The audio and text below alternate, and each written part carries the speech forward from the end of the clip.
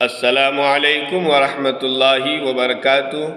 ماں باپ کے اخراجات کے لیے محنت و مشقت کرنے کا ثواب۔ حدیث پاک میں ہے کہ ایک ایسے شخص کا نبی کریم صلی اللہ علیہ وسلم کی مجلس کے قریب سے گزر ہوا جس کا جسم دبلا پتلا تھا۔ اس کو دیکھ کر حاضرین نے کہا، کاش یہ جسم اللہ تعالیٰ کی راہ میں یعنی جہاد میں دبلا پتلا ہوا ہوتا۔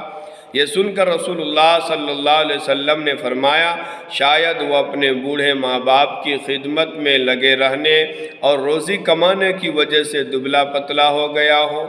اگر ایسا ہے تو وہ فی سبیل اللہ یعنی اللہ کی راہ میں ہے۔ پھر فرمایا، شاید وہ اپنے چھوٹے بچوں پر محنت کرتا ہو اور ان کی خدمت اور پرورش اور ان کے لیے رزق مہیا کرنے میں دبلا پتلا ہو گیا ہو۔ اگر ایسا ہے تو وہ فی سبیل اللہ یعنی اللہ کی راہ میں ہے۔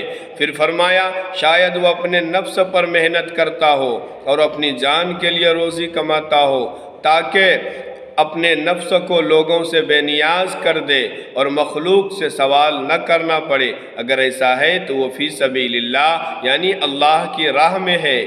معلوم ہوا کہ ماں باپ کے لیے، بیوی بچوں کے لیے اور نفس کے لیے حلال روزی کمانا بھی اللہ کی راہ میں شمار ہے۔ یا اللہ ہم